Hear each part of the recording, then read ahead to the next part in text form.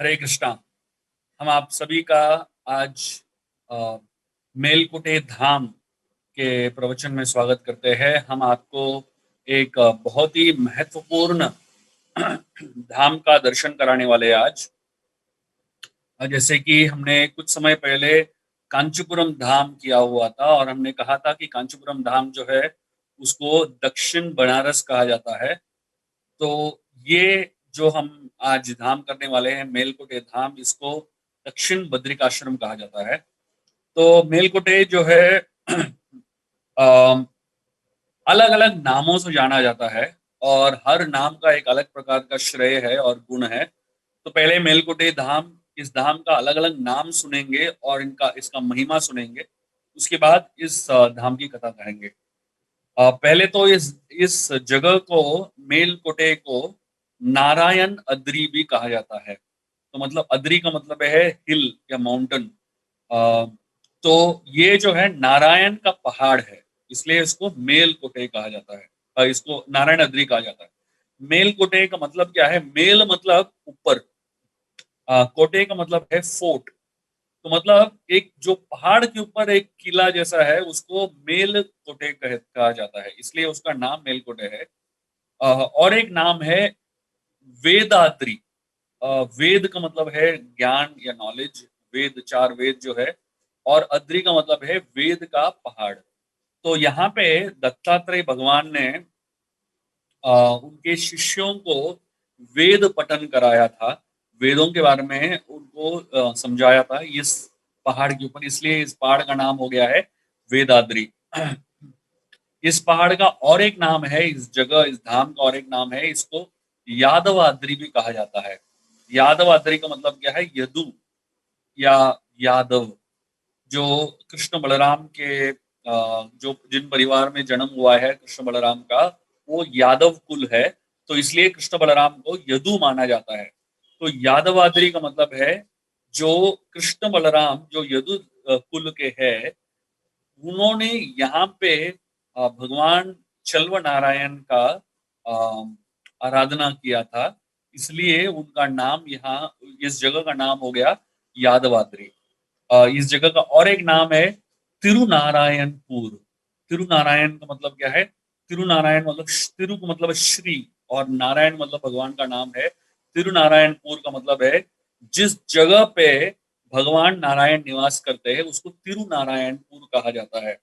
और यहाँ पे जो बहुत ही प्रामाणिक जो मूर्ति है, जो अर्च विग्रह है, इनका नाम है तिरुनारायण। इनका और एक नाम है चल्व नारायण। तो तिरुनारायणपुर का मतलब है जहां पे तिरुनारायण निवास करते हैं। इसका मेलकोटे का और एक नाम है भूलोक वैकुंठ कहा जाता है। ये जो है, जो वैकुंठ धाम आध्यात्मिक जगत है, वो पृथ्वी में अगर किधर है तो वो यहाँ पे है, इसलिए इसको भूलोक वैकुंठ भी कहा जाता है। और इस जगह का नाम और एक बहुत ही खास नाम है, इसको कहा जाता है वैकुंठ वर्धन क्षेत्र। वैकुंठ वर्धन क्षेत्र का मतलब है यहाँ से वैकुंठ का जो पॉपुलेशन है बढ़ता है। तो मतलब क्या?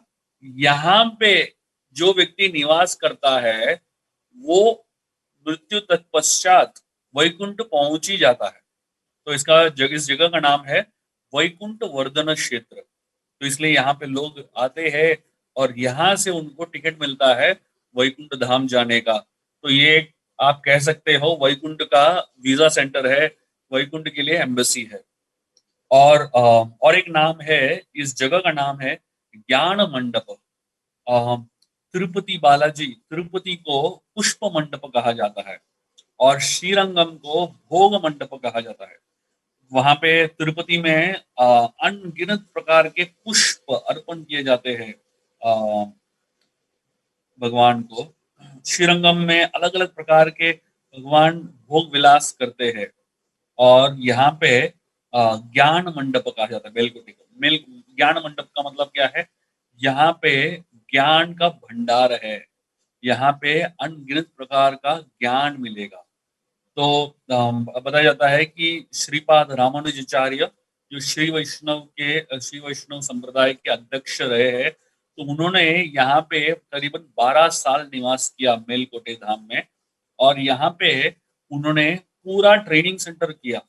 जो श्री वैष्णव संप्रदाय में जो भी हम जो अर्चना विग्रह पद्धति है और अलग अलग प्रकार के जो मार्ग है श्री विष्णु संप्रदाय के, उसका पूरा ट्रेनिंग जो है मेलकोटे में होता था। इसलिए इस जगह का नाम ज्ञान मंडप भी है। और इस जगह का, जैसे मैंने कहा था पहले ही, इसका इसको दक्षिण बद्रिका आश्रम कहा जाता है। और इस जगह का और एक खास नाम है, इसको दोड गुरु हल्ली भी कहा जाता है। तो इसका मतलब है, एक दोड्ड गुरु का मतलब क्या है? बड़े गुरु। कौन है बड़े गुरु? रामानुजाचार्य। इसको बड़े गुरु का घर कहा जाता है। बड़े गुरु का घर मतलब क्या है? रामानुजाचार्य का ये निवास स्थान था, इसलिए इसको दोड्ड गुरु हल्ली ऐसा कहा जाता है। तो ये जो स्थान है, ये बहुत ही खास और बहुत ही प्राचीन स्थान है। मेलकोटे धाम जो है कर्नाटक स्टेट में आता है। और कर्नाटक में ये बैंगलोर जो शहर है, सिटी है, वहां से करीबन 4 किलोमीटर दूर पड़ता है। मैसूर से करीबन 2 किलोमीटर दूर पड़ता है, सॉरी 4 घंटा दूर पड़ता है। और मैसूर से 2 घंटा दूर पड़ता है। तो बताया जाता है कि यहाँ पे अलग अलग प्रकार के त्योहार उत्सव होते हैं। उनमें से सबसे प्रामाणिक उत्सव, उसको हम वैरमुड़ी उत्सव कहते हैं, वैरमुड़ी ब्रह्मोत्सव कहते हैं। बताया जाता है कि हर साल मेलकोटे धाम एक दिन बहुत ही प्रसिद्ध हो जाता है। अनगिनत लाखों लोग एक दिन के लिए आते हैं मेलकोटे धाम, क्योंकि ये त्योहार जो है साल में एक बार होता है। इसको वैरमुड़ी ब्रह्मोत्सव कहा जाता है। तो यहाँ पे इस त्योहार की खासियत क्या है, इसको समझने के लिए आपको पहले एक प्राचीन कहानी सुनना पड़ेगा, जिससे हमको समझ में आता है कि ये वैरमुड़ी होता क्या है। वैर वैर मतलब है वैरम। वैरम मतलब है डायमंड या बहुत ही प्रेशियस ज्वेलरी। मुड़ी का मतलब है क्राउन, जो मुकुट कहा जाता है। तो वैर मुड़ी का मतलब है जो बहुत ही कीमती मुकुट है, उसको वैर मुड़ी मुकुट कहा जाता है।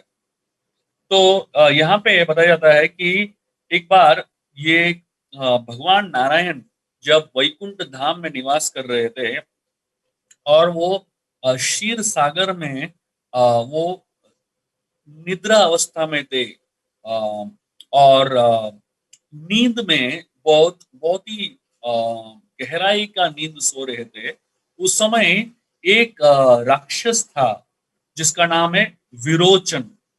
विरोचन जो है प्रहलाद महाराज के पोते थे। प्रहलाद महाराज, आप हम सब जानते हैं, प्रहलाद महाराज भगवान के इतने महान भक्त थे और इतने प्रसिद्ध भक्त है, लेकिन उनके पोते चोर निकले। तो आप सोचिए, प्रहलाद महाराज इतने महान भक्त और उनके पोते इतने बड़े चोर, वैकुंठ से चुरा लिया। बड़ा, तो ये ना बहुत सारे मूवीज बनते हैं ज्वेल थीफ का, एक बहुत पुराना मूवीज है बॉलीवुड के, ज्वेल थीफ करके। तो वैसे ही यहाँ पे सबसे प्राचीन ज्वेल थीफ यही था, वही विरोचन। तो विरोचन ने वो वैरमुड़ी जो है भगवान के वैकुंठ धाम से चुरा लिया, और चुरा के वो भागने लगा। और उस समय भगवान विष्णु ने गरुड़ जी को बुलाया, और गरुड़ जी को कहा आप जाके इस वैरमुड़ी को लेके आओ। तो गरुड़ जी पीछे लग गए। यहाँ पे तो चोर पुलिस का चल रहा है लीला। और गरुड़ जी ने बहुत ही तीव्रता से जाके विरोचन को पकड़ लिया। और विरोचन को पकड़ने के बाद उससे युद्ध किया, और द्वंद्व युद्ध में उसको हरा दिया, और वापस वैरमुड़ी हासिल कर लिया। और बताया जाता है कि जब गरुड़ जी वैरमुड़ी को प्राप्त कर लेते हैं, उस समय जो है वैरमुड़ी से ये बहुत ही कीमती जो मुकुट है, उससे एक बहुत बड़ा जो ज्वेल है, एक ब्लू कलर का ज्वेल था, नीले कलर का एक बहुत विशाल बहुत ही प्रेशियस स्टोन था, वो उससे पत्थर जो है गिर गया मुकुट से। जहां पे वो गिरा, वो एक जगह है जहां, जो तंजावुर डिस्ट्रिक्ट में आता है तमिलनाडु में, वहां पे जाके गिरा। और जब वो गिरा, वो ब्लू कलर का ज्वेल था, वो गिर के टूट गया और वो नदी बन गया।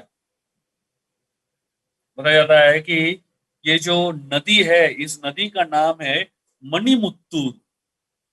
मणिमुत्तूर मतलब है, मणि का मतलब है जो ज्वेल बोलते हैं, मणि। उस मणि से निकला हुआ जो नदी है उसको मणिमुत्तूर कहते हैं। और जो अभी भी तमिलनाडु में ये मणिमुत्तूर जो नदी है बहता है। और ये साधारण नदी नहीं है, उस जो वैकुंठ के मणि से बना हुआ नदी है।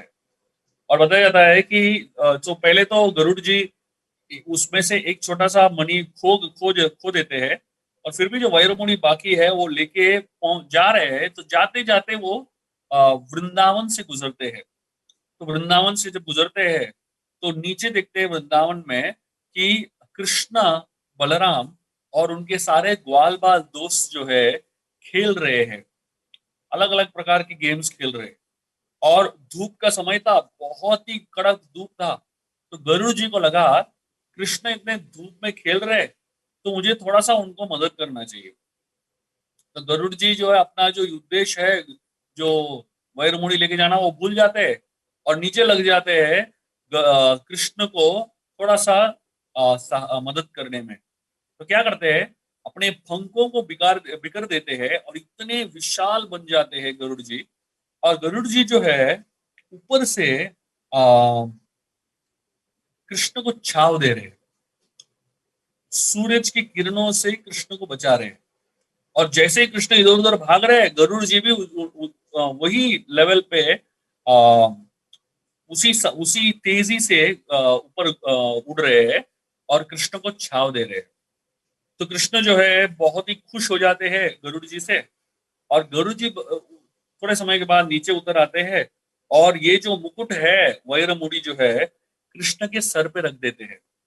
और कृष्ण को वो मुकुट दे देते हैं, क्योंकि गरुड़ को मालूम है ये भगवान कृष्ण जो है अभिन्न है। ऊपर जो वैकुंठ लोक में जो नारायण विष्णु बसे हुए हैं, उनसे अभिन्न है।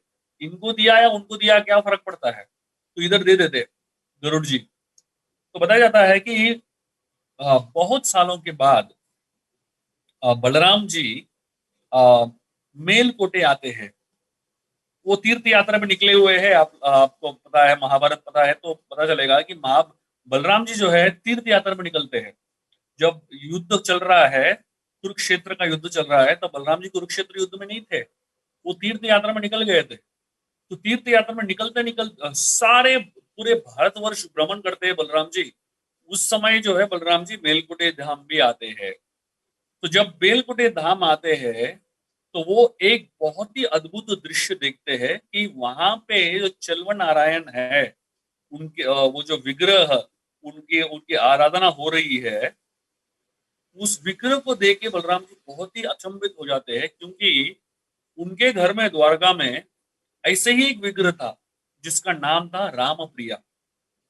तो जब बलराम जी उस विग्रह को देखते हैं जो मेलकोटे में है, उनको अपने विग्रह के बारे में याद आता है जो उनके घर में था, द्वारका में। तो तुरंत वो बलराम जी वापस आ जाते हैं द्वारका, और कृष्ण को कहते हैं, अरे आपको मालूम है क्या, ये जो विग्रह है जो हमारे पास है वो एग्जैक्ट डुप्लीकेट उधर है मेलकोटे में। तो कृष्ण भी उनके साथ निकल पड़ते हैं मेलकोटे धाम।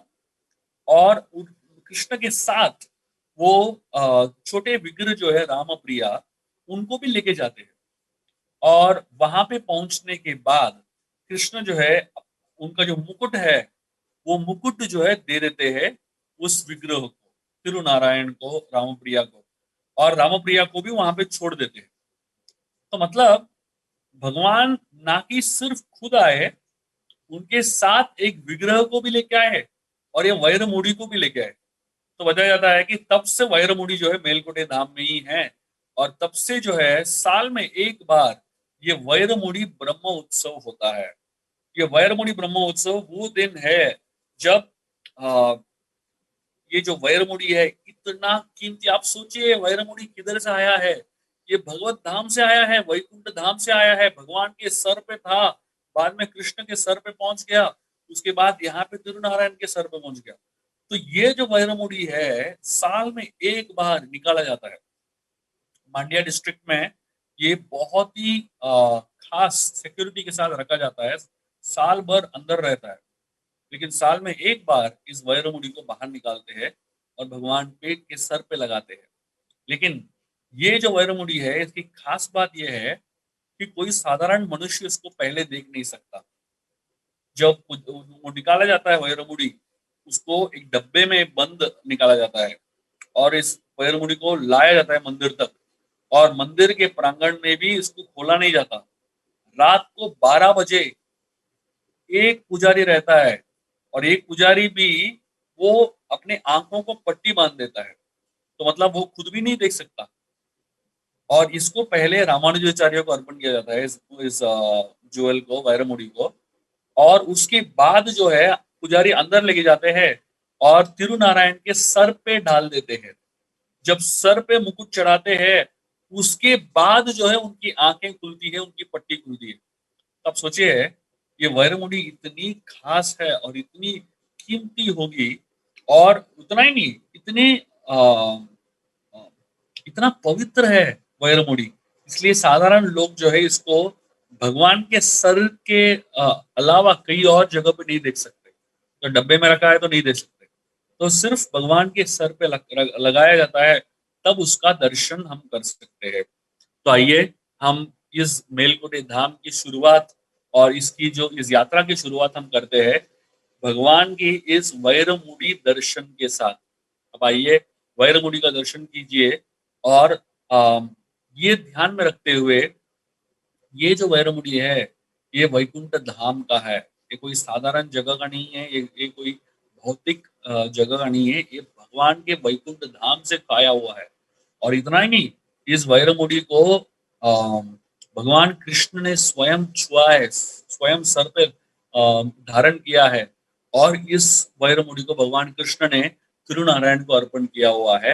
तो आप सोचिए कितना महत्वपूर्ण और कितना शुद्ध और कितना पवित्र मुकुट होगा ये। तो पहले इस वैरमुड़ी के साथ तिरुनारायण का दर्शन करते हैं, उसके बाद हम कथा को आगे बढ़ाएंगे।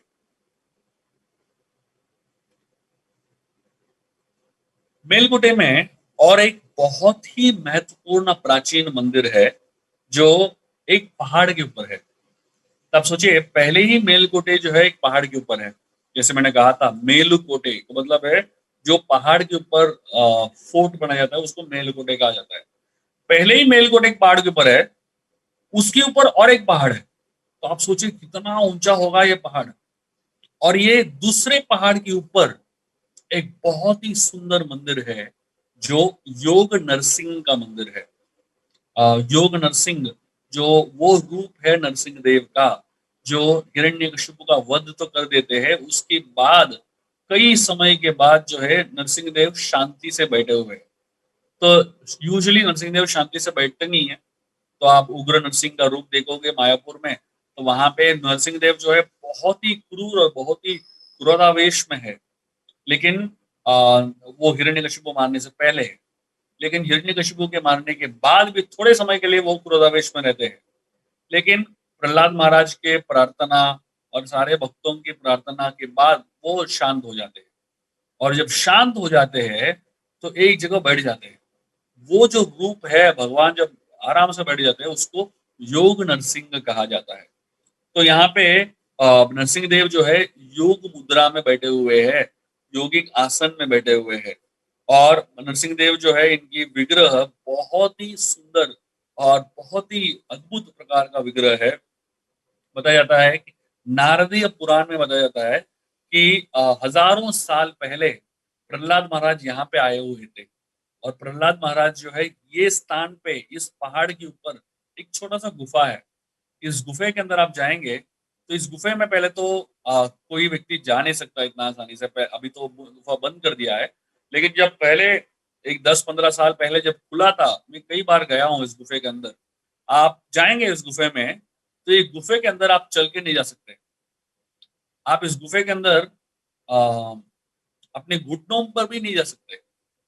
इस गुफे के अंदर जाने के लिए आपको लेट के जाना पड़ता है। इतना छोटा-सा गुफा है और एक 2-3 मिनट का रास्ता नहीं है, 10-15 मिनट का रास्ता है, आपको लेट के ही पेट के बल पे जाना पड़ेगा आगे। और एकदम आगे पहुँचने के बाद ये गुफा थोड़ा खुल जाता है और खुल जाता है मतलब एक बहुत बड़ा स्थान नहीं है। 1-2 आदमी खड़े होने के लिए उतना स्थान होता है। मैक्सिमम 3 या 4 लोग खड़े हो सकते हैं उसके अंदर, इतना ही स्थान है। और इस स्थान के अंदर प्रहलाद महाराज ने कई हजारों साल तपस्या किया नरसिंह देव को पुनः आगमन करने के लिए। तो जब नरसिंह देव चले गए तो प्रहलाद महाराज बहुत ही विरह में थे और नरसिंह देव को वो बहुत ही याद कर रहे थे तीव्रता से। तो उस समय प्रहलाद महाराज यहाँ पे आते हैं और नरसिंह देव की आराधना करते हैं, उनके लिए तपस्या करते हैं, तो नरसिंह देव प्रकट होते हैं। जब नरसिंह देव प्रकट होते हैं तो प्रहलाद महाराज उनको ये अनुरोध करते हैं कि हमारे मेरे साथ रहिए, मैं आपकी आराधना करना चाहता हूँ। तो यहाँ पे नरसिंह देव इस योग नरसिंह के रूप में रह जाते हैं और योग नरसिंह रूप जो है बहुत ही अद्भुत रूप है। अ, यहाँ पे पुजारी जो है इस नरसिंह देव का अभिषेक करते हैं। करीबन 1 साल पहले प्रैक्टिकली यही समय पे मैं मेलकोटे में था और इस नरसिंह देव का अभिषेक भी हमने देखा था।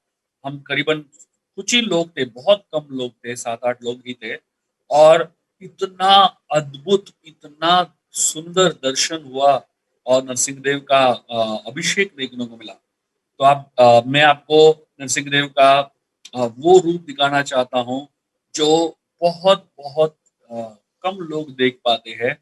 तो इस अभिषेक के दौरान पुजारी क्या करते हैं कि नरसिंह देव के ऊपर हल्दी छिड़काते हैं और उसके बाद पानी का अभिषेक होता है।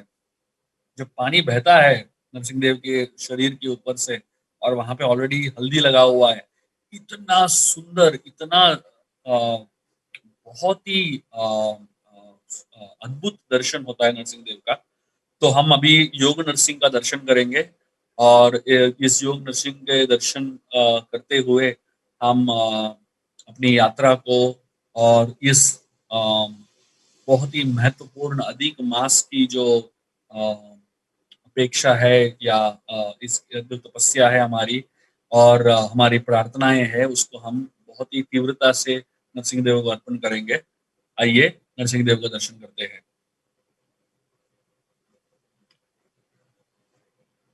इसके बाद हम वापस पुनः नीचे आएंगे।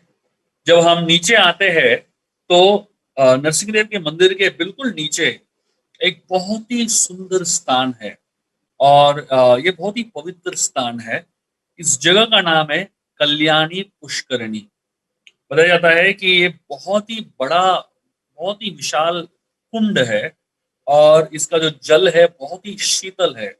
बताया जाता है कि ईश्वर संविधा में बताया जाता है कि भगवान कृष्ण जब उनका वराह रूप का अवतरण हुआ और वराह देव ने भूमि को धारण किया, तो भूमि धारण करने के लिए वराहदेव जो है पृथ्वी के जो गर्भदक सागर में वो डुबकी मारते हैं, छलांग मारते हैं और गर्भदक सागर के नीचे से वो इस पृथ्वी को बाहर लेके आते हैं। तो हिरण्याक्ष जो एक राक्षस था उसने भूमि देवी का इतना बुरी तरीके से खंडन किया हुआ था और इतना उसने माइनिंग किया हुआ था। तो वो गोल्ड उसमें उसको सोने में बहुत दिलचस्पी था। तो सोना ढूंढने के लिए वो माइनिंग कर रहा था और जमीन के बहुत नीचे और इतना नीचे पहुंच गया कि जो पृथ्वी है उसका बैलेंस बिगड़ गया और वो पृथ्वी जो है नीचे गिर गया और सीधा जो है गर्भदक समुद्र के नीचे तक पहुंच गया। तो उस पृथ्वी को वापस पुनः स्थापित करने के लिए वराह देव ने ये रूप लिया हुआ था। बताया जाता है कि अगर किसी गंदे जगह पे जाना है तो गंदे जगह पे जाने के लिए कौन सा शरीर सबसे आसान है और सबसे स्वाभाविक है, वो है एक सुअर का शरीर। तो आप देखेंगे सूअर जो है गंदे-गंदे जगह पे चले जाते हैं, कोई फ़र्क नहीं पड़ता है उनको, है कि नहीं?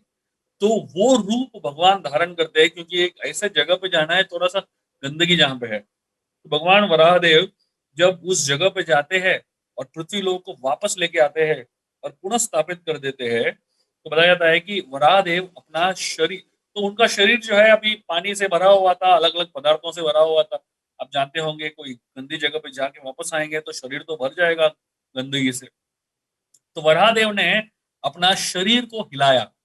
आपने बहुत सारे जो वृंदावन में आप गए होंगे कि बहुत सारे सूअर रहते हैं और जब वो गटर से बाहर निकलते हैं तो थोड़ा शरीर हिलाते हैं। तो जब साधारण सूअर जो शरीर हिलाते हैं तो उनके आजू बाजू में कोई भी रहना नहीं चाहता। क्यों? जो गिरेगा, इतना गंदगी गिरेगा तो वापस जाके नहाना पड़ेगा। लेकिन वराहदेव जब अपने शरीर को हिलाते हैं और उनके शरीर से जो छींटे पड़ते हैं, पूरे दुनिया भर में वो छींटे पड़ते हैं और बताया जाता है कि बहुत सारे छींटे जो है साधु संतों के ऊपर भी गिरते हैं।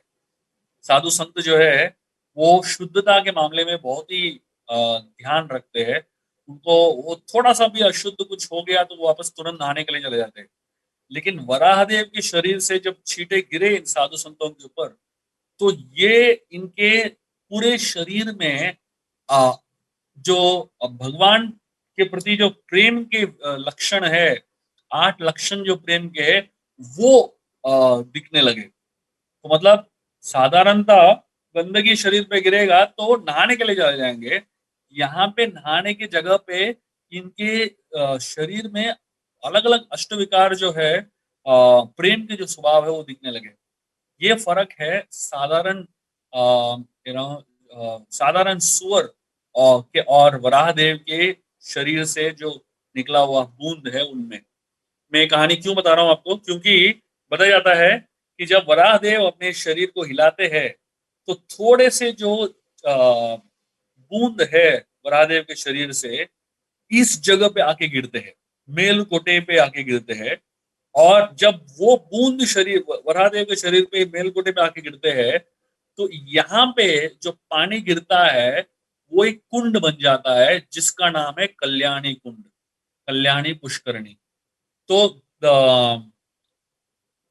कल्याणी का मतलब क्या है? कल्याणी का मतलब है ऑस्पिशियस, शुभ।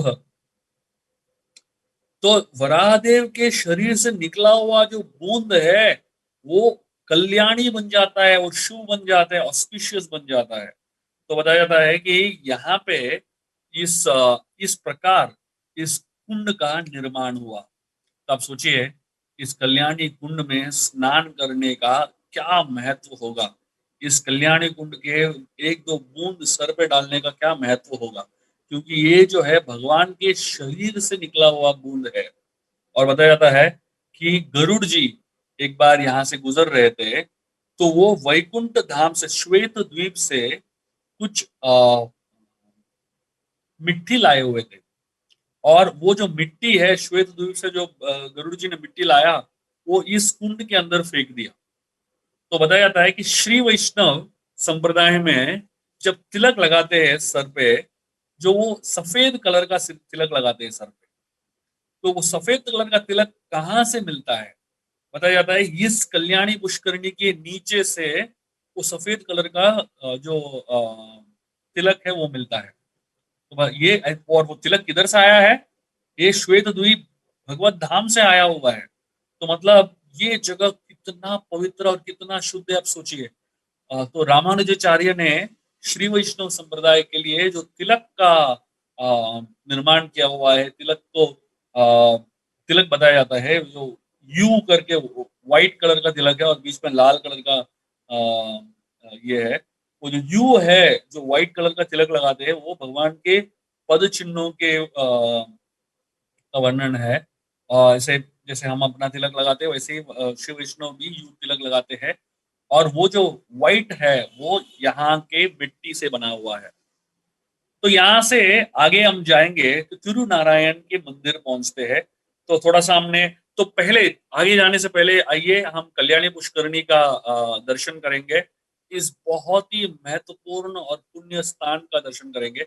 आइए एक क्षण के लिए आप वराहदेव के शरीर के ऊपर मनन कीजिए और वराहदेव के शरीर के ऊपर से एक बूंद गिर रहा है और ये सुंदर कुंड बनता है। इसके ऊपर मनन कीजिए।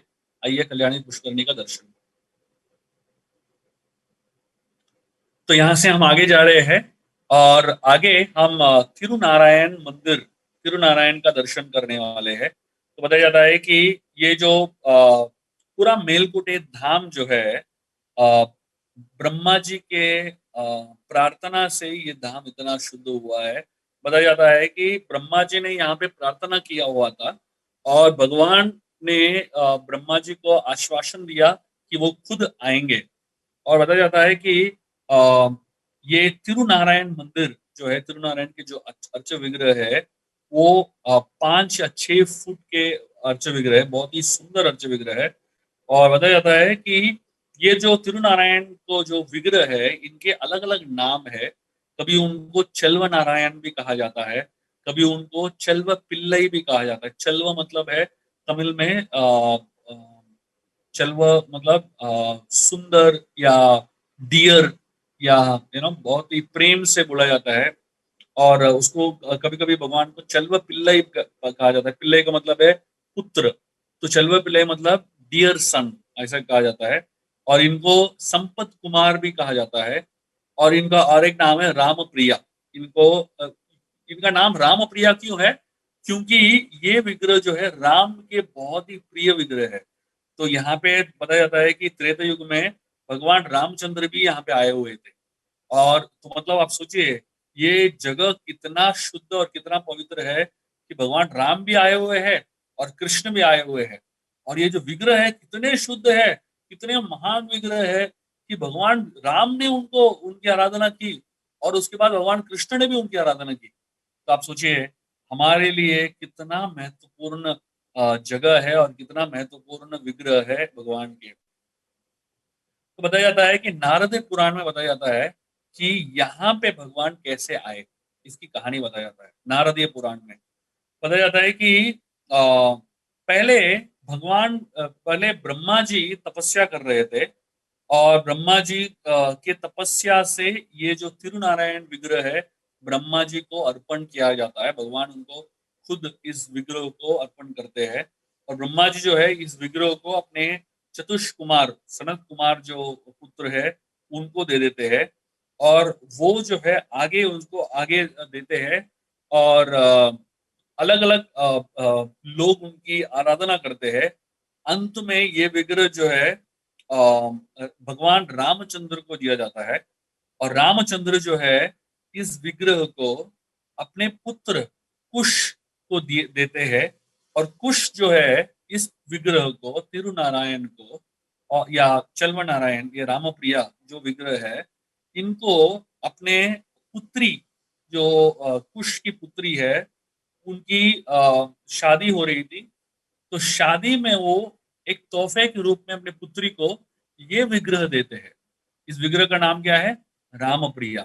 तो ये विग्रह जो है कुश अपने पुत्री को तोहफे के रूप में देते हैं उनके शादी पे। तो कुश की पुत्री, उनका विवाह किससे होता है? बताया जाता है कि कुश की पुत्री का विवाह यदु के एक राजकुमार से होता है। यदु वंश के एक राजकुमार से होता है। और इसके वजह से ये जो विग्रह है जो राम के पास था, वो अभी यादवों के पास आ गया, यदुपुर या द्वारका में पहुंच गया। और धीरे धीरे जो है भगवान कृष्ण यदुवंश में उनका जन्म होता है। तो भगवान कृष्ण के पास वो विग्रह पहुंच जाता है और इसलिए भगवान कृष्ण के पास होता है ये विग्रह। सो जब विरोचन ने इस विग्रह भगवान से वैरमुड़ी का चोरी किया था, तो उसके तत्पश्चात जो वैरमुड़ी जो है भगवान गरुड़ जी उसको विरोचन से ले लेते हैं और उसके बाद कृष्ण को दे देते हैं। तो कृष्ण क्या करते हैं उस वैरमुड़ी के साथ? तो वैरमुड़ी को सीधा अपने जो विग्रह है, उनके जो आराधित भगवान है राम प्रिया, उनके सर पे धारण कर देते हैं, रख देते हैं। इसलिए और जब भगवान द्वारका से जब मेलकोटे आते हैं, अपने विग्रहों के साथ आते हैं, इस रामप्रिया जो विग्रह है उनके साथ आते हैं। और ये विग्रह और वैरमुड़ी दोनों को मेलकोटे के इस मंदिर में स्थापना कर देते हैं। तो ऐसे चलवनारायण के साथ-साथ रामप्रिया का और एक विग्रह भी आ जाता है। तो ऐसा बताया जाता है कि पहले जो बड़े विग्रह है उनका नाम है तिरुनारायण और जो कृष्ण छोटे विग्रह जो लेके आते हैं उनका नाम है रामप्रिया। हालाँकि दोनों में कोई फ़र्क नहीं है, कोई अंतर नहीं है, दोनों एक ही है। उनका अलग-अलग नाम भी होता है कभी-कभी, कभी चलवनारायण को भी रामप्रिया कहा जाता है, कभी रामप्रिया को भी चलवनारायण कहा जाता है। लेकिन दोनों जो है एक ही जैसे दिखते हैं। तो इसलिए बलराम जी ने जब कृष्ण को कहा, मैंने हमारे ही विग्रहों को उधर देखा मेलकोटे में, तो कृष्ण बहुत ही प्रभावित हो गए और उसके बाद कृष्ण समझ गए कि ये दोनों एक ही है, दोनों को साथ में रखना चाहिए। तो इसलिए कृष्ण जो है इस विग्रह को लेके आए और यहाँ पे वो छोड़ देते हैं और मेलकोटे में तब से वो विग्रह द्वापर युग के समय से दोनों विग्रह एक साथ विराजमान है और एक साथ दर्शन देते हैं। तो बताया जाता है कि जब ये विग्रह यहाँ पे रहे, कई साल तक यहाँ पे रहे, उसके बाद एक घटना हुई, जिसकी वजह से ये विग्रह वहाँ से खो गए। और वो घटना उस घटने के बारे में समझने के लिए हमको एक पूरा कहानी सुनना पड़ेगा। तो ये कहानी जो है पहले तो घटना हो गई, लेकिन घटना के बाद वापस ये विग्रह मंदिर कैसे पहुंचे वो समझने के लिए एक बहुत ही बड़ा कहानी है, वो समझना पड़ेगा। तो पहले मैं इस घटने के बारे में बताऊंगा। जब मुगल सल्तनत का हुकूमत चला भारत में कई सालों तक, तो उस समय जो है मुगल सल्तनत कई बार मंदिरों में आक्रमण करते थे। और जब मंदिर में आक्रमण करते थे तो क्या करते थे, बहुत सारे विग्रहों का विनाश कर देते थे, बहुत सारे विग्रहों का खंडन कर देते थे। तो बहुत ही दुख की बात है कि आप भारत भर भ्रमण करेंगे तो बहुत जगह ऐसे है जहाँ पे विग्रह को खंडित किया जाता है। और इन जो मुगल सल्तनत की जो मुसलमान राजा हैं वो भगवान के विग्रहों को खंडित कर देते हैं। जैसे हम्पी आप जाएंगे तो बहुत सारे विग्रह है जो खंडित किए जाते हैं। तो वैसे ही यहाँ पे मेलकोटे जब मुगलों का आक्रमण हुआ, पास में मुगल आप देखोगे तो थोड़े दूर ही टीपू सुल्तान का राज्य है। तो बहुत सारे मुगल वहां पे आजू बाजू में रहे हैं। तो एक समय ऐसा आता है जब मेलकोटे में मुगलों का आक्रमण होता है। जब मेलकोटे के निवासियों को पता चलता है कि मुगल सल्तनत का आक्रमण होने वाला है, तो पहले मंदिर के बारे में सोचते हैं और मंदिर में जो अर्च विग्रह है, जो इतने प्राचीन और इतने महत्वपूर्ण अर्च विग्रह है, उनके बारे में सोचते हैं। तो पहले तो पुजारी और सारे जो वहाँ के निवासी मेलकोटे के निवासी है, वो तिरुनारायण जो जो बड़े विग्रह है भगवान के, उनको लेके जाके छुपा देते हैं। और वो एक जमीन के अंदर बहुत ही एक सुरक्षित स्थान पे उनको जमीन के अंदर रख देते हैं और पूरा सब कुछ ढक देते हैं। और वो इसके बाद जो है रामप्रिया जो छोटे विग्रह है उनको भी एक सुरक्षित जगह पे रखने के लिए ले ही जा रहे थे। उस समय तब तक आक्रमण हो चुका था मुगलों का और मुगल सल्तनत ने वहां पे आक्रमण धावा बोल दिया और छोटे विग्रह जो रामप्रिया है उस विग्रह को उठा के लेके चले जाते हैं और दिल्ली सल्तनत तक पहुंच जाता है। तो बताया जाता है कि ये तो दर्दनाक जो विषय हुआ वो रामानुजाचार्य जो वहां के महान संत थे उनके आगमन से पहले ही हुआ था। और बताया जाता है कि जब रामानुजाचार्य का आगमन हुआ मेलकोटे में, तब वहां पे कोई भी विग्रह का स्थापना नहीं था, मंदिर खाली था। और बताया जाता है कि सिर्फ उतना ही नहीं, मंदिर को तहस नहस करके तोड़ दिया था मुगलों ने। तो बताया जाता है कि रामानुजाचार्य इस समय उनकी कहानी इससे प्रैक्टिकली पैरेलली ये कहानी चलती है। बताया जाता है कि रामानुजाचार्य दक्षिण भारत में श्रीरंगम नामक एक जगह पे निवास कर रहे थे और वहां पे श्री वैष्णव संप्रदाय के वो अध्यक्ष के रूप में निवास कर रहे थे। और इतना विशाल उनका आंदोलन था, श्री वैष्णव संप्रदाय का आंदोलन था उस दक्षिण भारत में। तो उस समय एक राजा था जिसका नाम था कोलटुंग। ये चोला राजा था और ये बहुत ही क्रूर प्रकार का राजा था। और उसकी जो उसका जो एक सोच विचार था कि सब लोग जो है शिव की आराधना करनी चाहिए, और जो भी शिव की आराधना नहीं करता है, तो ये जो कोलोतुंग है, उनका वो सर्वनाश कर देता था। उसको इतना अहंकार था और इतना उसको क्रोध आवेश हमेशा रहता था। तो एक बार उसको एक विचार आया कि एक-एक सारे हिंदुओं को एक-एक शैवाइट बनाने से अच्छा है, कोई प्रामाणिक वैष्णव साधु मिल जाए और जो महान गुरु है, उनको शिव भक्ति में लेके आए, तो सारे के सारे बाकी जो उनके शिष्य हैं, अपने आप शिव भक्त बन जाएँगे। तो ये सोचकर कोलतुंग राजा ने रामानुजाचार्य को निमंत्रण दिया अपने राज्य में आने के लिए। और उसने ये भी कहा कि हम एक डिबेट करेंगे वैष्णविज्म और शैविज्म के बीच में, और सबसे महान कौन-सा है, इसके बीच में एक डिबेट करेंगे। ऐसा बुला के उसने रामानुजाचार्य को बुलाया हुआ था। तो रामानुजाचार्य जाने के लिए तैयार तो हो गए, लेकिन रामानुजाचार्य के एक बहुत ही बुद्धिमान शिष्य, जिनका नाम था कुरेश, उसको समझ में आ गया कि कोलटुंग जो है, कोई साधारण राजा नहीं है, और उसकी जो चाल है, वो बहुत ही टेढ़ी चाल है। तो वो समझ गए कि रामानुजाचार्य का जीवन जो है खतरे में है। तो कुरेश ने रामानुजाचार्य को ये अनुरोध किया, अपने गुरु को ये अनुरोध किया कि उनके जगह पे वो खुद जाएँगे। और कुरेश कोई साधारण व्यक्ति नहीं थे, वो भी एक महान पंडित थे। तो ये वार्तालाप या जो डिबेट्स होते हैं, उसमें तो वो बहुत ही निपुण थे। तो कोलोटुंगो ने सिर्फ रामानुजाचार्य को नहीं बुलाया, उनके गुरु महापूर्ण को भी साथ में बुलाया था। तो कुरेश ने महापूर्ण को लेके गए। कुरेश और महापूर्ण दोनों चले गए और रामानुजाचार्य की जगह पे चले गए। और उस समय राजा ने तो रामानुजाचार्य को नहीं देखा हुआ था। बहुत ही बहुत साल पहले राजा की जो एक बहन है, छोटी बहन है, उसको एक भूत ने पकड़ लिया था, भूत ने वशीभूत कर लिया था। तो उस समय राजा के पिता ने रामानुजाचार्य को बुलाया था, उस यू नो नवयुवती को भूत से बचाने के लिए। तो उस समय रामानुजाचार्य वहां पे गए थे, और जैसे ही वहां पे गए और अपना चरण जो है उस लड़की के सर पे रखा, तुरंत जो है वो भूत मुक्त हो गई।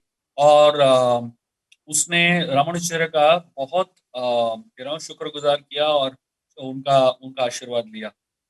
तो कोलोटुंग को मालूम था कि रामानुजाचार्य बहुत शक्तिशाली है, लेकिन एक ही बात थी कि कोलोटुंग ने उस समय रामानुजाचार्य का दर्शन नहीं किया था। तो इसलिए वो उसको मालूम नहीं था कि रामानुजाचार्य दिखते कैसे हैं। उनका प्रभाव तो मालूम था, लेकिन वो दिखते कैसे वो मालूम नहीं था। तो यहाँ पे कुरेश रामानुजाचार्य के वस्त्र पहन लेते हैं। भवा जो वस्त्र है, सैफरन कपड़े हैं रामानुजाचार्य को, वो पहन लेता है, और रामानुजाचार्य को उनके खुद के जो सफेद वस्त्र है वो दे देता है। और रामानुजाचार्य जो है कुरेश के सफेद वस्त्र पहन के दक्षिण भारत निकल जाते, सॉरी मेलकोटे निकल जाते हैं, जहाँ पे वो 12 साल अगला निवास करने वाले हैं। तो इतने में कुरेश जो है यहाँ पे कोलोटुंग के राज्य में पहुंच जाता है। और कोलोटुंग कुरेश को पहुंचते ही उसको रामानुजाचार्य समझ के सवाल पूछने लगता है। पहला सवाल कोलोटुंग को पूछता है रामानुज को, कुरेश को, कि आपके मुताबिक जीवन का लक्ष्य क्या है? जीवन का परम लक्ष्य क्या है? तो कुरेश कहता है, जीवन का परम लक्ष्य है भगवान विष्णु की शरण लेना। जीवेर स्वरूप है कृष्ण नित्य दास, जैसे हम कहते हैं। तो वैसे ही उसने कहा कि जीवन का लक्ष्य जो है भगवान की शरण लेना है। तो कुरेश कोलट को बहुत ही गुस्सा आ गया। उसने कहा, ये कैसा आपने बोल दिया? जीवन का लक्ष्य तो शिव जी का शरण लेना है, तो आपने विष्णु का कैसा बोल दिया? ऐसा बोल के इतना घमासान वार्तालाप होने लगा। तो राजा ने अपने सारे पंडितों को बुला लिया, और सारे पंडित एक साथ थे, और दूसरी तरफ कुरेश और महापूर्ण। और इन दोनों ने सारे पंडितों की धज्जियां उड़ा दी, और इतना सुंदर उनका पॉइंट्स थे कि उनके सामने कोई भी टिक नहीं पाया। तो जब राजा ने देखा कि सारे पंडित हार गए, तो राजा को गुस्सा आ गया। तो वो समझ गया कि अभी वार्तालाप से कुछ फायदा नहीं है, इसको अपना शक्ति दिखाना पड़ेगा। तो उसने उसको कह दिया कि ये तुम अभी मान लो कि शिव जी सबसे महान है, आप नहीं मानोगे तो आपके प्राण त्यागने पड़ेंगे। तो कुरेश ने कह दिया, आप क्या बोल रहे हो, शिव जी महान है? शिव के सामने तो द्रोण ही महान है। तो द्रोण का मतलब क्या है? द्रोण का मतलब क्या है? कि शिव जी महान है, शिव के सामने द्रोण ही महान है। तो कुरेश ने कह दिया, आप क्या बोल रहे हो, शिव जी महान है? शिव के सामने तो द्रोण ही महान है। शिव के सामने तो द्रोण ही महान है। तो कुरेश ने कह दिया, आप क्या बोल रहे हो, शिव जी महान है? शिव के सामने तो द्रोण ही महान है। तो द्रोण जो है, शिव और द्रोण ये दोनों शब्द संस्कृत में अलग प्रमाण भी होता है। तो एक शिव का प्रमाण, यार भगवान शिव जी के बारे में वर्णन आता है, लेकिन ये शिव जो शब्द है ये मेजरमेंट में भी यूज करते हैं। जैसे किलोग्राम, ग्राम, मिलीग्राम, ऐसा हम लोग इंग्लिश में बोलते हैं। तो वैसे ही उस समय के जमाने में शिव जो है एक वेट होता था, और द्रोण दूसरा एक वेट होता था। और द्रोण का जो वेट है वो शिव के वेट से ज्यादा था। तो इसलिए कुरेश ने ऐसा कह दिया, आप शिव क्या, आप शिव के बारे में बोल रहे हो कि शिव महान है, द्रोण उनसे भी महान है। द्रोण का मतलब क्या है, वो वेट के बारे में बोल रहे हैं। तो इस कोलटुंग राजा को इतना गुस्सा आ गया, उसने आदेश दे दिया इन दोनों को अंधा बना दो। और इसने ये भी कह दिया, मैं आपको इसलिए नहीं मार रहा हूं क्योंकि आपने मेरी बहन का जान बचाया, सिर्फ मैं आग निकाल रहा हूं। तो आप सोचिए, उसको लग रहा है कि बड़ा उपचार किया हुआ है रामानुजों के ऊपर। ऐसा बोल के राजा उनको भेज देता है। और कुरेश और महापूर्ण जो है बहुत ही प्रेम से, उनको कुछ फर्क नहीं पड़ता है। उनको मालूम है शरीर नश्वर है, उनको कोई फर्क नहीं पड़ता है। वो जाते हैं उनके उन लोगों के साथ, राजा के लोगों के साथ। और राजा के लोग जो है उनके आंख निकालने ही वाले हैं, लेकिन कुरेश जो है उनको प्रेम से देख रहा है और उनकी तरफ प्रेम से वार्तालाप कर रहा है। प्रेम से आप कह रहे हैं आप चिंता मत करो, आपको कोई पाप नहीं लगेगा, मैं आपको अभी से माफ कर रहा हूँ। तो ऐसे बोल के कुरेश ने उनको माफ कर दिया। और इन लोगों को इतना बुरा लग रहा था कि ऐसे महान संतों को हम तड़पा रहे हैं, इतना परेशान कर रहे हैं। तो कुरेश की दोनों आंख निकाल दिए, महापूर्ण की दोनों आंख निकाल दिए। और उसके बाद जो है इन लोगों ने एक गरीब भिखारी को पकड़ लिया और ये कह दिया कि इन दोनों को आप लेके जाओ जहां पे इनको जाना है। तो ये लोग चले गए। तो इतने में महापूर्ण जो है, वो बहुत ही बुजुर्ग व्यक्ति थे, बूढ़े व्यक्ति थे। उनकी आंख निकालने के बाद इतना दर्द हुआ उनको कि वो जमीन पे लेट गए और कुरेश के जो लैप है उस पे सो गए। और ये कहने लगे कि मुझे अभी प्राण त्यागना ही होगा, समय आ गया है मेरा, और मैं वापस अपने गुरु यमुनाचार्य के आलिंगन में वापस प्रवेश कर रहा हूँ। ऐसा बोल के महापूर्ण अपना शरीर छोड़ देते हैं। और कुरेश जो है अंधे है, लेकिन फिर भी ढूंढते ढूंढते रामानुजाचार्य के पास पहुंच जाते हैं। जब रामानुजाचार्य के पास पहुंचते हैं तो रामानुजाचार्य को इतना गुस्सा आता है कि उनके शिष्य को और उनके गुरु को उसने अंधा बना दिया। और उनको इतना गुस्सा आता है कोलटुंग के ऊपर। और कुछ समय के बाद उनको एक संदेश मिलता है कि कोलटुंग राजा जो है वो एक बहुत ही बड़ा बीमारी का शिकार हो गया और वो उसकी मृत्यु हो गई। तो रामानुजाचार्य एक्चुअली उस समय इतने खुश हो जाते हैं। और वहां पे जो कल्याणी पुष्करणी जिसके बारे में हमने वर्णन किया हुआ था, उस कल्याणी पुष्करणी के तट पे बैठे हुए थे। और जब उनको ये संदेश आया कि कोलटुंग का मृत्यु हो गया, तो रामानुजाचार्य चिल्ला चिल्ला के बोलने लगे, कल्याणी कल्याणी। कल्याणी का मतलब है ऑस्पिशियस, ऑस्पिशियस। मतलब किसी के मृत्यु का संदेश जो है कभी ऑस्पिशियस हो सकता है क्या? और वो भी एक महान वैष्णव के लिए कभी ऑस्पिशियस हो सकता है क्या? एक महान वैष्णव दूसरों के अ, हित के बारे में हमेशा सोचते रहते हैं। और यहाँ पे देखते हैं कि रामानुजाचार्य, एक व्यक्ति मर गया है, उसके उसके उससे बहुत खुश हो रहे हैं। बताया जाता है कि आचार्य गण भी, जो महान वैष्णव गण भी, जब कोई सांप मरता है या कोई बिच्छू मरता है तो खुश होते हैं।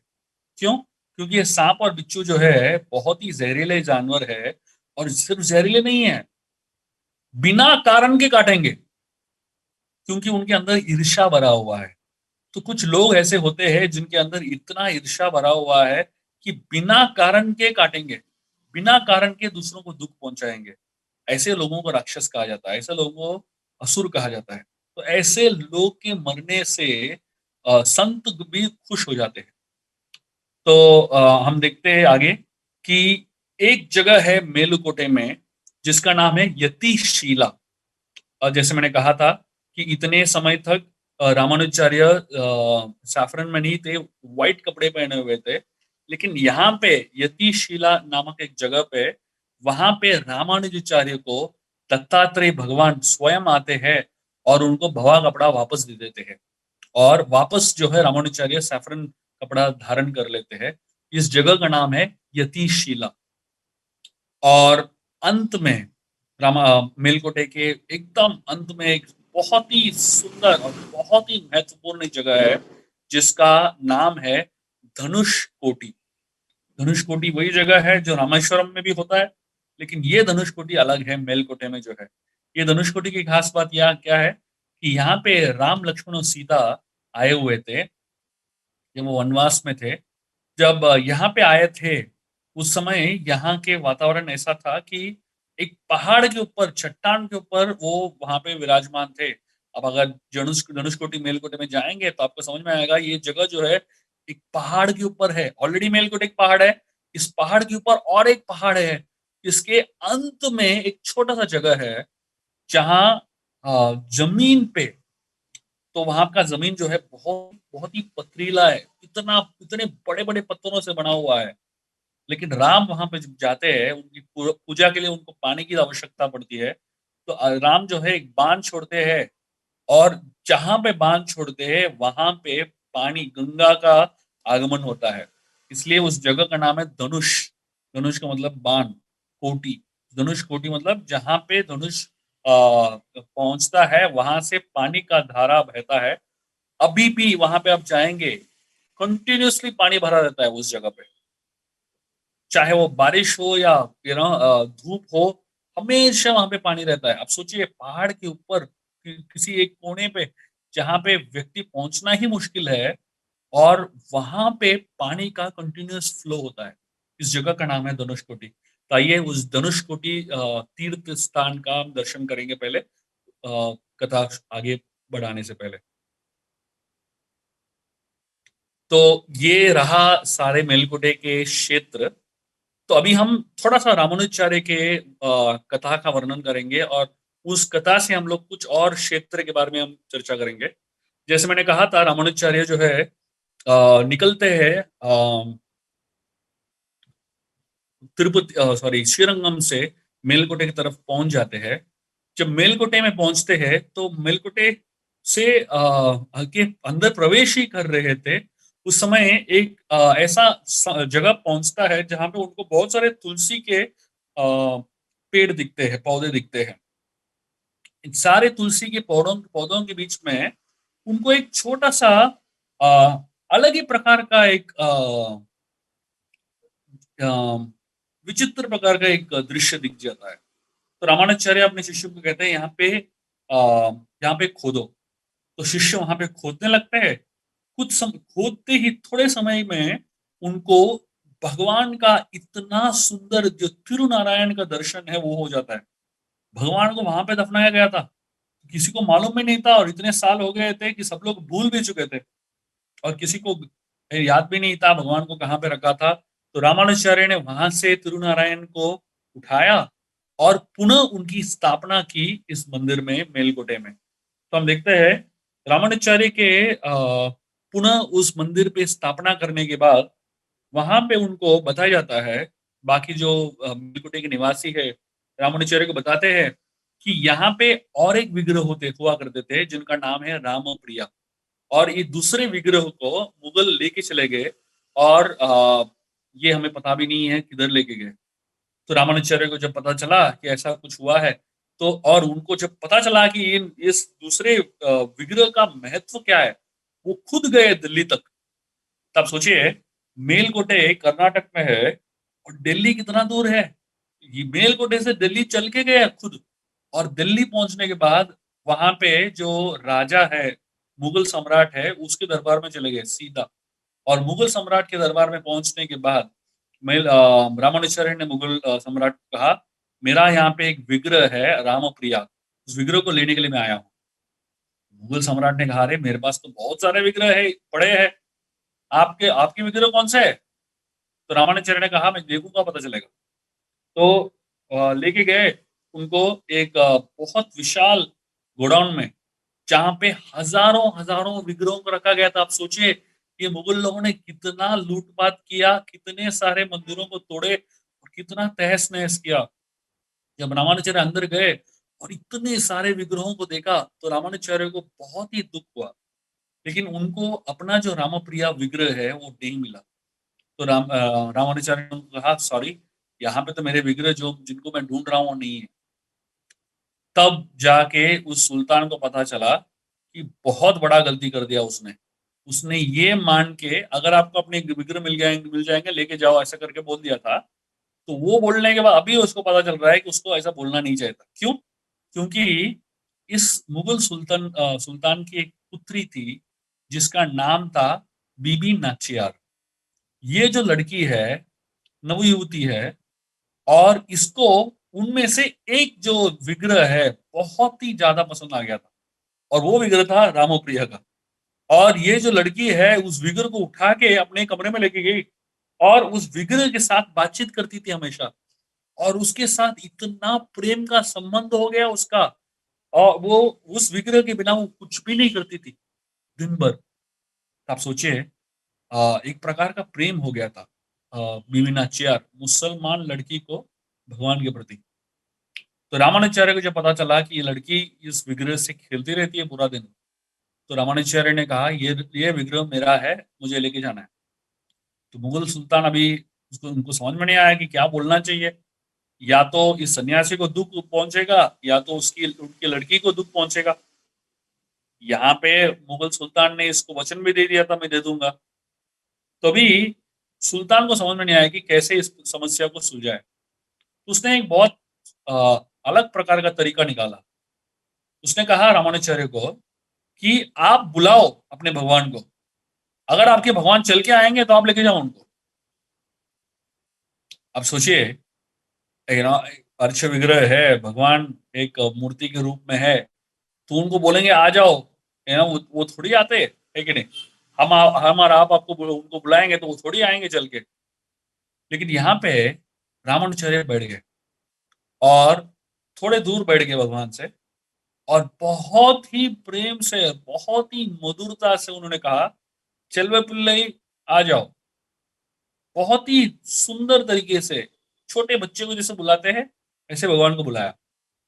और जैसे ही रामानुजाचार्य ने भगवान को बुलाया ऐसे, भगवान रामप्रिया जो है चल के नहीं, भाग के गए रामानुजाचार्य के तरफ और भाग के छलांग मार के उनके गोदी में बैठ गए। तो सुल्तान ने जब ये देखा, उसके होश खो गए। उसको समझ में नहीं आया कि ऐसे कैसे हो सकता है? उसको मालूम ही नहीं था ऐसा कुछ हो सकता है। और यहाँ पे बीबी नाचियार रोने लगी, जोर से रोने लगी। रामानुजाचार्य वो रामप्रिया विग्रह को आलिंगन करते हैं और सीधा निकल जाते हैं दिल्ली से और सीधा चलते-चलते मेलकोटे पहुँच जाते हैं। और यहाँ पे बीबी नाचियार प्रैक्टिकली मर रही है उस विग्रह के बिना। तो अपने पिता से अनुमति लेके वो भी निकल पड़ती है रामानुजाचार्य के पीछे-पीछे और दिल्ली से लेके दक्षिण भारत तक वो चल के पीछे-पीछे पागल जैसे भाग के आ रही है। उनके साथ एक पूरा ग्रुप चल रहा है। राजा की बेटी है, पूरा एक ग्रुप चल रहा है और उनके साथ-साथ एक और आदमी चलता है जिसका नाम है कुबेर। ये कुबेर जो था, ये बीबी नाचियार से बहुत प्रेम करता था और जहाँ पे वो जाती थी, ये जाता था। तो ये भी निकल पड़ा उसके साथ। तो सारे जो सैनिक थे, एक समय आया कि नींद में सो रहे थे रात को। बीबी नाचियार सो नहीं पाए, क्योंकि उसको लग रहा था उसके विग्रह बहुत दूर चले जाएँगे। तो नींद में चल के भागने लगी और नींद त्याग करके भागने लगी, तो ये कुबेर भी उनके साथ भागने लगा। दोनों जो है मेलकोटे धाम पहुँच गए और मेलकोटे पहुँचने के बाद बीबी नाचियार जो है सबको बहुत ही अ, तीव्रता से भीख माँग रही है, "आप मुझे एक दर्शन दे दो रामप्रिया का एक दर्शन करना है।" तो सारे मेलकोटे वासियों ने कह दिया, "नहीं, आप मुसलमान हो और आपके पिता ने इतना कष्ट पहुँचाया सब आपको बिल्कुल नहीं छोड़ेंगे।" और ये जो बीबी नाचियार है मंदिर के सामने बैठ गई और किधर भी जा नहीं रही है, किधर खा नहीं रही है, कुछ भी भूखी प्यासी वहां पे बैठी थी। तो रामानुजाचार्य को जब पता चला कि ऐसा हालत हो गया है बीबी नाचियार का और इतना प्रेम है उसको भगवान के प्रति, तो रामानुजाचार्य ने उसको अनुमति दिया मंदिर के अंदर प्रवेश करने का।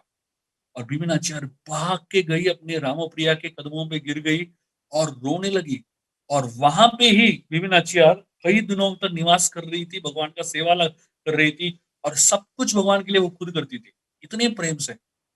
और बताया जाता है, एक दिन ऐसा हुआ कि बीवी नचियार भगवान के दर्शन के लिए अंदर गई ऑल्टर में, भगवान रामप्रिया के ऑल्टर में और अंदर जाने के बाद वापस निकली ही नहीं। बहुत लोग कहते हैं कि विभिन्नाचार्य जो है भगवान के विग्रह के अंदर उसने मुक्ति प्राप्त कर लिया। तो भगवान के विग्रह के अंदर वो प्रवेश कर लिया, उस वो भगवान के धाम पहुंच गई। तो बताया जाता है कि उस समय के बाद रामानुजाचार्य को जब पता चला, तो रामानुजाचार्य ने विभिन्नाचार्य का एक विग्रह बनाया और उस विग्रह को रामप्रिया के विग्रह के चरणों में रखा।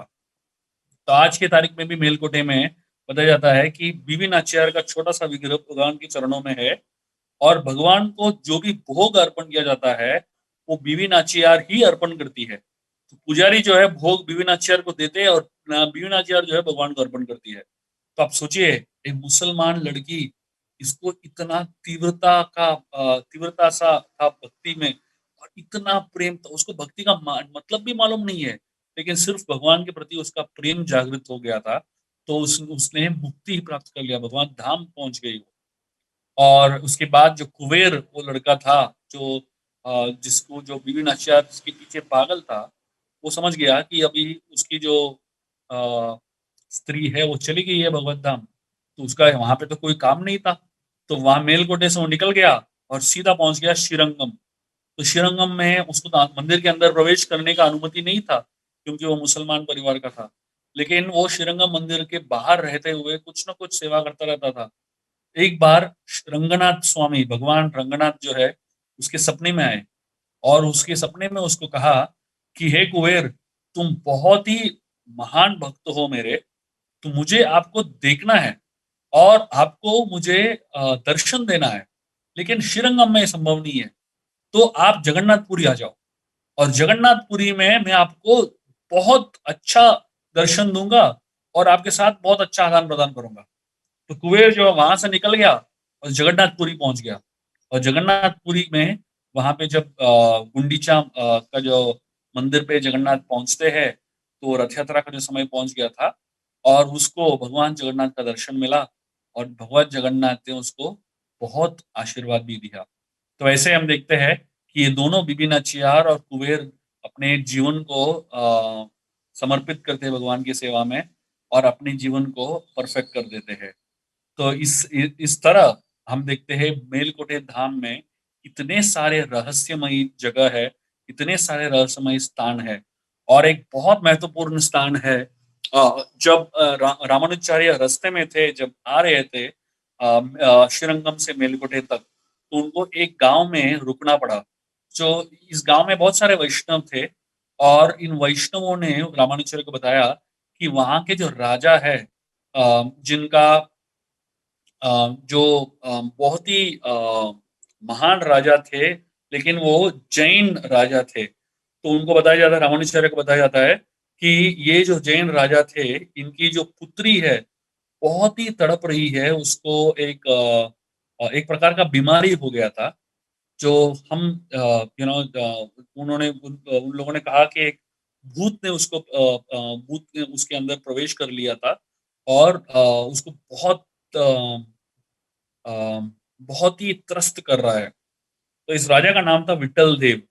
और जब रामानुजाचार्य गए उस राजा के पास और उस छोटी सी लड़की को उसने देखा, तो जैसे ही रामानुजाचार्य ने उस छोटी सी लड़की को देखा, उस लड़की को देखते हुए ही जब उसके चेहरा देखा, तुरंत वो भूत जो है भाग गया।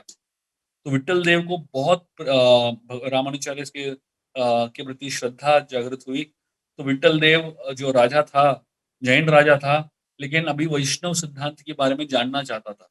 तो पूछने लगा रामानुजाचार्य को, आप मुझे बताइए वैष्णव सिद्धांत क्या है, बताइए। तो रामानुजाचार्य ने उनको बहुत प्रेम से समझाया सब कुछ। तो विठल देव को बहुत अच्छा लगा और विठल देव ने रामानुजाचार्य का शरण ले लिया। तो जब सारे जो जैन के गुरु है उन्होंने देखा कि रामानुजाचार्य का शरण विठल देव ने ले लिया है, उनको बहुत गुस्सा आ गया, क्योंकि उनको लगा कि जैन धर्म का क्या होगा। तो सारे जैन जैन के सन्यासी है, वो लोग आ गए और रामानुजाचार्य को चैलेंज करने लगे। और रामानुजाचार्य और जैनों के बीच में इतना बड़ा संघर्ष हुआ और इतना डिबेट हुआ। तो एक समय ऐसा आया कि रामानुजाचार्य के सामने 12,000 जैन सन्यासी पहुंच गए और इतना विशाल समंदर जैसे लोग थे, इतने सारे लोग थे और रामानुचार्य अकेले थे सामने। तो रामानुचार्य ने अपने शिष्यों को कहा, एक पर्दा गिराओ मेरे बीच में और उनके बीच में, जैन साधुओं के बीच में। तो शिष्यों ने पर्दा गिराया रामानुचार्य और उनके जैन साधुओं के बीच में, और पर्दे के पीछे से रामानुचार्य जो है वार्तालाप कर रहे थे, डिबेट कर रहे थे, और जैन साधु एक-एक करके सवाल पूछ रहे थे। आप सोचिए 12,000 साधु एक साथ, और रामानुचार्य यहाँ पे पीछे अकेले थे। और रामानुचार्य ने हर एक का जवाब मुंह तोड़ जवाब दे दिया, और जितने सवाल उतने जवाब। साधुओं को समझ में नहीं आया कि ये एक व्यक्ति है कि हजार व्यक्ति है। लेकिन एक्चुअली क्या हुआ, उस पर्दे के पीछे रामानुचार्य ने अपना जो ओरिजिनल स्वरूप है, शेष नाग का स्वरूप, वो रूप ले लिया था। तो उनके सर पे हजार फण थे और हजार मुख थे, और हजार मुखों से अलग अलग जो शब्द है निकल रहे थे। तो सारे जैनों को रामानुचार्य ने हरा दिया। और ये जो रूप है रामानुचार्य का, जहां पे सारे 12,000 जैन को हराया एक साथ, वो रूप जो है, मेलकोटे के पास एक जगह है जिसका नाम है तुंडुनूर। वो जगह पे हमें ये रूप देखने को मिलेगा। आइए रामानुचार्य के इस अद्भुत और अलौकिक रूप का हम दर्शन करेंगे। ये वो रूप है जो रामानुचार्य ने शेषनाग का जो अपना स्वरूप है, ओरिजिनल स्वरूप है, उसका लिया। आइए उस रूप का दर्शन करते हैं हम। और इसके साथ हम मेलकुटी यात्रा का अंतिम सीमा पे पहुंच जाते हैं। हम देखते हैं कि रामानुचार्य जो है इतने महान व्यक्ति थे और इतना कुछ उन्होंने योगदान दिया श्री वैष्णव संप्रदाय के लिए। और ये बताया जाता है कि मेलकोटे धाम जो है रामानुचार्य का प्रैक्टिकली ट्रेनिंग क्वार्टर्स रहा। 12 साल रामानुचार्य यहाँ पे रहे, और मेलकोटे की इर्द गिर्द इतने सारे पवित्र स्थान है, इतने सारे तीर्थ स्थान है। और मेलकोटे में कोई व्यक्ति यात्रा के लिए जाएगा तो कम से कम 4 या 5 दिन लग जाएगा सारे तीर्थ स्थानों का भ्रमण करके, और बहुत ही अच्छी तरीके से दर्शन करने के लिए। तो आइए इस पवित्र स्थान मेलकुटे का हम कोटि-कोटि प्रणाम करेंगे, और ये वंदना करेंगे कि हम अभी मानसिक तरीके से तो मेलकुटे पहुँच गए हैं और सारे मंदिरों के दर्शन भी कर चुके हैं। लेकिन अभी शारीरिक तरीके से और शारीरिक स्तर पर हमें पहुँचना है, एक ना एक दिन वहाँ पे जाके दर्शन करने हैं। तो हम भगवान से प्रार्थना करेंगे इस पुरुषोत्तम मास, अधिक मास के पावन अवसर पर, कि मेलकुटे धाम का आशीर्वाद हमें मिले, और मेलकुटी धाम का जो इतना महिमा है, हमने सुना है अभी, उसका हमें गहराई से अंडरस्टैंडिंग हो और समझ आए, और इस महिमा के ऊपर हम मनन करेंगे, और मेलकुटी धाम को हम मानसिक रूप में वापस पुनः दर्शन करेंगे। बहुत बहुत धन्यवाद। हरे कृष्णा। मेलकुटी धाम की जय। श्रील प्रभुपाद जी की जय।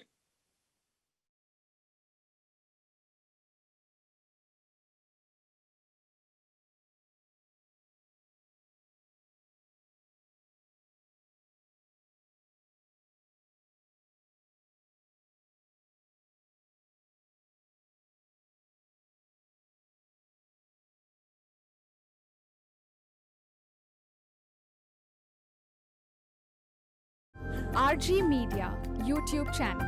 Like, share, subscribe.